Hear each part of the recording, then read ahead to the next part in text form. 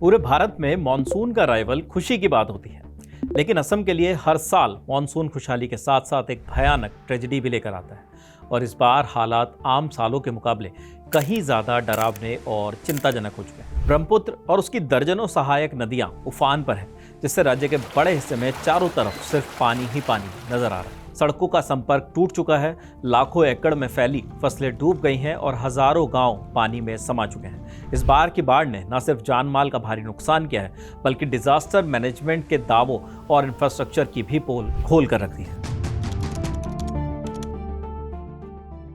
Assam state disaster management authority यानी ASDMA के मुताबिक इस साल की बाढ़ से राज्य के करीब 30 से ज्यादा जिलों को प्रभावित किया है। बाढ़ और लैंडस्लाइड की वजह से 100 से ज्यादा लोगों की मौत हो चुकी है, जबकि कई लोग अब भी लापता हैं। करीब 25 लाख लोग इस आपदा की चपेट में आ चुके हैं। लाखों परिवारों को अपने घर छोड़कर राहत शिविरों में रहना पड़ रहा है। 3 लाख से ज्यादा लोग इन कैंपों में खाने, साफ पानी और दवाइयों जैसी बुनियादी सुविधाओं के लिए भी संघर्ष कर रहे हैं। इस बाढ़ का असर सिर्फ इंसानों तक ही सीमित नहीं है। काजीरंगा नेशनल पार्क का बड़ा हिस्सा पूरी तरीके से पानी में डूब चुका है। एक सिंग वाले गैंडे, हाथी और हिरण जैसे सैकड़ों जंगली जानवर सुरक्षित जगहों की ओर भागने को मजबूर हैं, जहां उनके सड़क हादसों और शिकारियों का शिकार बनने का खतरा भी और भी ज्यादा बढ़ गया है।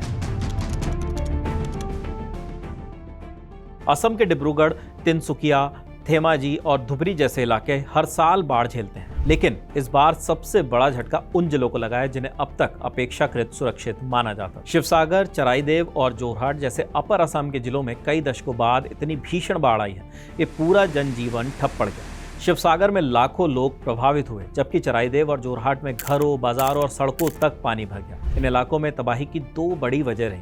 पहली, नागालैंड और ऊपरी पहाड़ी इलाकों में हुई मूसलाधार बारिश और क्लाउड बर्स्ट, जिससे देखो, दिसांग और भोगदोई जैसी नदियां अचानक उफान पर आ गईं। दूसरी वजह, शहरों का कमजोर ड्रेनेज सिस्टम, नालों की सफाई नहीं हुई, पानी निकलने के रास्ते बंद हो गए और बारिश का पानी सीधे जाकर बस्तियों में भर गया। एक्सपर्ट्स मानते हैं कि इसकी वजह सिर्फ ज्यादा बारिश नहीं है, इसके पीछे प्राकृतिक और मानवीय दोनों ही कारण जिम्मेदार हैं। पहला कारण है क्लाइमेट चेंज। अब मॉनसून पहले जैसा नहीं रहा। कई दिनों तक हल्की बारिश होने के बजाय 24 से 48 घंटों के भीतर पूरे महीने जितनी बारिश हो जाती है। इतनी तेज बारिश का पानी ना तो मिट्टी सोख पाती है और ना ही नदियां उन्हें संभाल पाती हैं। दूसरा कारण है नदियों में बढ़ती हुई गाद।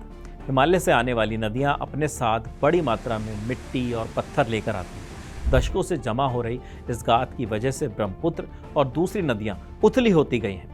ऐसे में थोड़ी सी अतिरिक्त बारिश भी नदी का पानी किनारों से बाहर ले जाती है। तीसरी बड़ी वजह है कमजोर तटबंध। आज़ादी के बाद बाढ़ रोकने के लिए हजारों किलोमीटर लंबे एम्बैंकमेंट्स बनाए गए थे, लेकिन समय के साथ इनमें से कई जर्जर हो चुके हैं।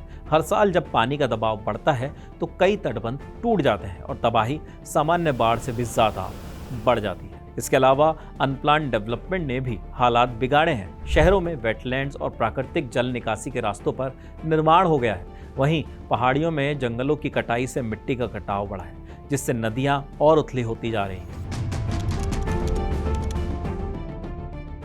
इसके अलावा ब्रह्मपुत्र नदी असम की लाइफलाइन है, लेकिन मॉनसून के दौरान यही नदी असम के लिए सबसे बड़ा संकट बन जाती है। इसके पीछे ब्रह्मपुत्र का अनूठा भूगोल और हाइड्रोलॉजी काम करती है। ब्रह्मपुत्र का भूगोल आपको समझाएं तो ब्रह्मपुत्र नदी एक विशाल ब्रेडेड रिवर है। इसका मतलब ये है कि ये एक सीधी धारा में बहने के बजाय कई शाखाओं, बालू के द्वीपों और उपधाराओं में बटी हुई है।